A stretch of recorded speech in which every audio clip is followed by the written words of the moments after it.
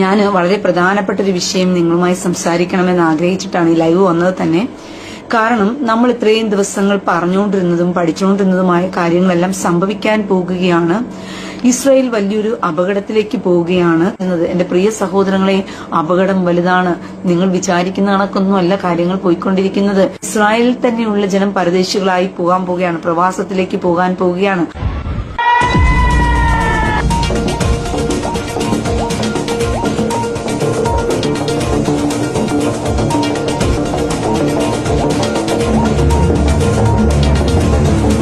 ജെറൂസലേം അമ്മായിയുടെ പൊട്ടിച്ചിരിയും പൊട്ടിക്കരച്ചിലൊക്കെ നമ്മൾ കുറെ കണ്ടവരാണ്.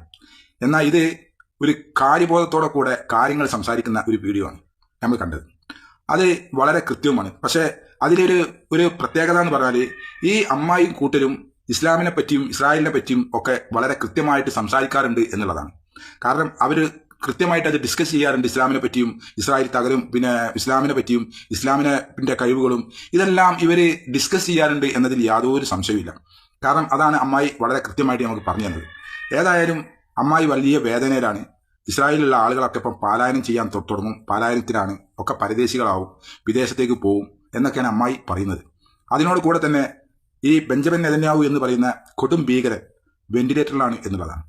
അതിൽ യാതൊരു സംശയമില്ല. ആദ്യം ഒരു വീഡിയോ ഈ തെമ്മാടിയുടെ പ്രൊഫൈലിൽ തന്നെ ഇട്ട് അത് ജനങ്ങൾ കയ്യോടെ പൊക്കി. അത് ആർട്ടിഫിഷ്യൽ ഇന്റലിജൻസ് ആണ്. പിന്നെ അതാ വീണ്ടും ഒരു വീഡിയോ ഇട്ട് അതും ആർട്ടിഫിഷ്യൽ ഇന്റലിജൻസ് ആണ് എന്ന് പച്ചയിൽ വിളിച്ച് ആ വീഡിയോ തന്നെ പറയുന്നു. ഒന്നിൽ 6 വിരലാണെങ്കിൽ ഒന്നിൽ ചായ നിറഞ്ഞ് മേലോട്ട് എടുക്കുമ്പോൾ മേലോട്ട് പൊങ്ങും, അത് മറിയുന്നില്ല, തിരിയുന്നില്ല എന്ന് കാണിച്ചുകൊണ്ട് വേറൊരു വീഡിയോ, അതും ആർട്ടിഫിഷ്യൽ ഇന്റലിജൻസ് ആണ് എന്ന് പറഞ്ഞപ്പം വീണ്ടും ഒരു വീഡിയോ ഇട്ട് അതും ആർട്ടിഫിഷ്യൽ ഇന്റലിജൻസ് ആയി. അപ്പോൾ ഇങ്ങനെ ഈ സംവിധാനത്തിൽ നിന്ന് ഉണ്ടാക്കി തീർക്കുന്ന ഓരോ വീഡിയോയും കയ്യോടെ ജനങ്ങൾ പൊക്കി എന്നുള്ളതാണ്. അതിന്റെ അർത്ഥം ഈ കൊടും കുറ്റവാളി എന്ന് വെച്ചാൽ ടെററിസ്റ്റ് നേതാവ് വെന്റിലേറ്ററിലാണ് എന്നതിന്റെ യഥാർത്ഥ സത്യമാണ് ഈ വീഡിയോകളെല്ലാം വിളിച്ചു പറയുന്നത്. ഏതായാലും പുള്ളിക്കാരൻ വെന്റിലേറ്ററിലാണ് എന്നതിൽ യാതൊരു സംശയമില്ല. അതുപോലെ തന്നെ ഇറാന്റെ ഡാൻസിങ് മിസൈലും മറ്റുള്ള മിസൈലുകളും ഒക്കെ കൂടിയായിട്ട് ഇസ്രായേലിലും പിന്നെ അമേരിക്കന്റെയും ഒക്കെ എന്താ പറയുക ബേസിലൊക്കെ കിടന്നിട്ട് ഇങ്ങനെ ഡാൻസ് ചെയ്യാന്ന് പറഞ്ഞത്. ഇപ്പൊ പുതിയ മിസൈലാണ് ഡാൻസിങ് മിസൈൽ. അത് ഈ ഇറാനെ അടിച്ച് തരിപ്പണമാക്കിയിട്ടും ഇറാന് എവിടുന്നാണ് ഇത് പൊങ്ങി വരുന്നത് എന്നുള്ള ഒരു പിടുത്തമില്ല ആളുകൾക്ക്. കാരണം പറയുകയാണെങ്കിൽ ഇത് വലിയ മല തുരന്ന് വലിയ വലിയ കെട്ടിടങ്ങളാക്കി മാറ്റിയിരിക്കുകയാണ്. അതിനകത്ത് മുകളിൽ മിസൈൽ ഇട്ടിട്ട് കാര്യമില്ലല്ലോ, അല്ലെങ്കിൽ ബോംബിട്ടിട്ട് കാര്യമില്ല, അടിക്കത്തൂരല്ലോ. അപ്പോൾ അതിൽ അത്രമാത്രം സേഫായിട്ടാണ് ഇറാന്റെ കളി എന്നുള്ളതാണ്. അവരെ കരുക്ക് നീക്കങ്ങളോ അത്രമാത്രം കൃത്യതയാണ്. അതൊക്കെ വളരെ അവരെ സമ്മതിച്ചു കൊടുത്തേ പറ്റുള്ളൂ. നമ്മളെ രാജ്യം ഇന്നും അമേരിക്കന്റെയും ഇസ്രായേലിന്റെയും കൂടെയാണ്. കാരണം അവരടുത്തൊരു പുണ്ണാക്കും ഇല്ല എന്ന് അറിഞ്ഞിട്ടും നമ്മളെ മോദിജി ഇന്നേ വരെ ഈ യുദ്ധത്തിനെ പറ്റി ഒരു വാക്ക് പോലും പറഞ്ഞിട്ടില്ല. ഒന്ന് അപലപിക്കാൻ പോലും നമ്മളെ മോദിജി തയ്യാറായിട്ടില്ല. അതാണ് നമ്മൾ എന്നിട്ട് പറയാണ്, പിന്നെ ഈ ഇറാൻ പറയാണ് അവര് നമ്മളെ ചങ്ങായിമാരാണിടൂ, അവർക്ക് അവരെ കപ്പൽ പോയിക്കോട്ടെ. അവരെ കാരണം തന്നെ ഇന്ന് ഭരിക്കുന്നത് ആരാണ്, അവരുടെ സ്വഭാവം എന്താണ് എന്ന് ഇറാനോ അതല്ലെങ്കിൽ സൗദി അറേബ്യക്കോ അറബ് രാജ്യങ്ങൾക്കോ ഒന്നും തന്നെ അറിയില്ല. ഇനി ക്രിസ്ത്യൻ രാജ്യങ്ങൾക്കും അറിയില്ല ഇന്ന് ഭരിക്കുന്ന ആളുടെ മനസ്സെന്താണ്, അവരുടെ പിന്നെ ചിന്താഗതി എന്താണ് എന്നുള്ളത് ഒരു പിടുത്തമില്ലാതെയാണ് അവരൊക്കെ ഈ പറയുന്നത്. കാരണം ഈ അറബ് രാജ്യങ്ങൾക്ക് ഒരു സപ്പോർട്ട് പോലും ഇന്ന് നമ്മളെ മോദി പറഞ്ഞിട്ടില്ല. ഈ നമ്മളെ രാജ്യത്തിലേക്ക് ഇന്ധനം വരുന്നത്, ഗ്യാസ് വരുന്നത് ഒക്കെ ഫുള്ളായിട്ടും അറബ് രാജ്യങ്ങളിൽ നിന്നാണ് എന്ന് നമ്മൾ ആരും മറന്നുപോകരുത്.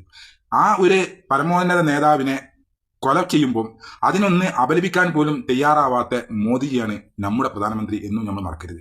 കാരണം ഈ സഹകരണം, സൗഹാർദ്ദം ഇതൊന്നും ഇവരെ ഊരിൽ തന്നെ പടച്ചിട്ടില്ല എന്നുള്ളതാണ്.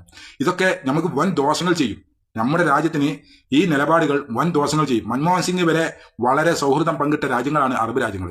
കാരണം നമുക്ക് അറബ് രാജ്യങ്ങളെ കൊണ്ട് നമുക്ക് ഉപകാരങ്ങൾ ഉള്ളത് കൊണ്ട് തന്നെയാണ് മൻമോഹൻ സിംഗ് ആകട്ടെ അതിന്റെ മുൻ കഴിഞ്ഞ പ്രധാനമന്ത്രിമാരും ഭരണാധികാരികൾ മുഴുവനും അവർക്ക് പിന്നെ സൗഹൃദം പങ്കിട്ടതും ആ ഒരു ലെവലില് കാര്യങ്ങൾ മുന്നോട്ട് കൊണ്ടുപോയത്. പക്ഷെ ഇന്ന് നമ്മളെ ജിക്ക് ആകെ വേണ്ടത് 2 രാഷ്ട്രങ്ങളെയാണ് എന്നുള്ളതാണ്. ഒന്ന് ഇസ്രായേലും ഒന്ന് അമേരിക്കയും. അവരെ മാത്രം മതി, വേറെ ഒരു രാഷ്ട്രം വേണ്ട. നമ്മുടെ സ്വന്തം അയൽവക്കത്തുള്ള രാജ്യങ്ങൾ പോലും നമുക്ക് വേണ്ട എന്നുള്ളതാണ്. നമ്മൾ ഏത് ആളുകളാവട്ടെ, നമ്മളെ ഈ നാട്ടിലുള്ള ആളുകളെ തന്നെ വിഭജനം കാണിച്ച് തരം മാറ്റി നിർത്തുന്ന ഒരു ഭരണകൂടമാണ് ഇന്ന് നമ്മളെ രാജ്യത്ത് ഭരിക്കുന്നത്. ആ ഭരണാധികാരി എനിക്ക് മനസ്സിലാകുന്നില്ല. എല്ലാ ആളുകളും ഈ രാജ്യത്തിന് ഉപകാരികളാണ്. എനിക്ക് ഈ കണ്ണു കാണപ്പെട്ട ആളുകൾ മുഴുവനും എനിക്ക് ഉപകാരികളാണ്. അത് ഞാനാണ് മനസ്സിലാക്കേണ്ടത്. അതുപോലെ തന്നെ ഒരു ഭരണാധികാരി മനസ്സിലാക്കണം, ഈ രാജ്യത്തിന്റെ ശക്തി ഈ രാജ്യത്തുള്ള ജനങ്ങളാണ്. ഈ രാജ്യത്തുള്ള എല്ലാ ജനങ്ങളും ഈ രാജ്യത്തിന്റെ ശക്തികൾ ആണ് എന്നുള്ളത് ഓരോ ആളുകളും മനസ്സിലാക്കേണ്ടതുണ്ട്. എന്നാൽ മാത്രമേ ഈ രാജ്യത്തിന് ഉയർച്ച ഉണ്ടാവുള്ളൂ എന്ന് മാത്രമേ എനിക്ക് പറയാനുള്ളൂ. ചൈനയിലെ പണത്തിന്റെ രീതി ഒന്ന് അടിച്ചു നോക്കി നിങ്ങൾ.